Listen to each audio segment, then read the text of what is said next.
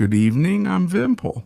I hope you're well. I'm telling this story carefully because it's something I experienced when I was very young, and even though the years go by, it still weighs on me. I'm leaving out places and dates, only sharing what's needed. I'm not seeking attention. Carrying this alone is just too exhausting. I'm from Nuevo Laredo, Tamaulipas.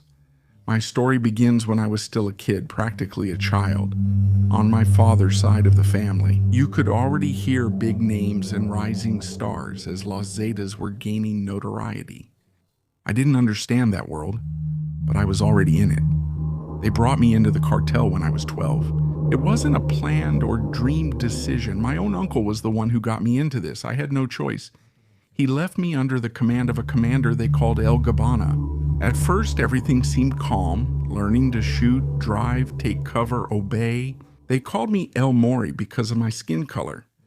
I always did what they said until El Gabbana radioed and told me to go with him. When I got there, he told me something I'll never forget, that this was my initiation, that this was the day they'd see if I was cut out for this. There was a beaten person. I didn't know if he was an enemy or a civilian. They left me a box cutter and some scissors. I was crying. My hands were shaking. I was scared, really scared. Gabbana said if I didn't do it, he'd handle me himself, and that's when I realized it was them or me. That night I didn't sleep. I stayed awake, staring at the ceiling, thinking about what had just happened. At 4:45 in the morning, a report came in over the radio that the rivals were fighting for the territory. They loaded us into the trucks. 2 kids, about 16 years old, backed out, and right there, they were killed. In that first shootout, I saw how Gabbana was taken down with a shot to the head. I fired bullets without even knowing at whom, just to survive. Afterwards, they reassigned me to another commander, even tougher, who they called El Scar. I met influential people through him, names many know. I experienced the organizational changes as some stayed and others left. Though I remained, I was already broken inside. My exit happened at a checkpoint with the Marines.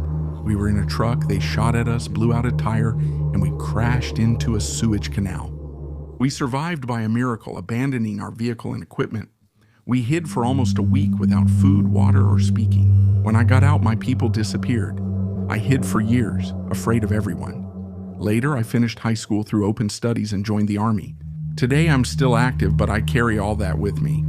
At an age when I should have been studying, I'd already seen things that can't be erased. I'm saying this so kids know this path isn't about money or respect. It's about living with the dead in your mind forever.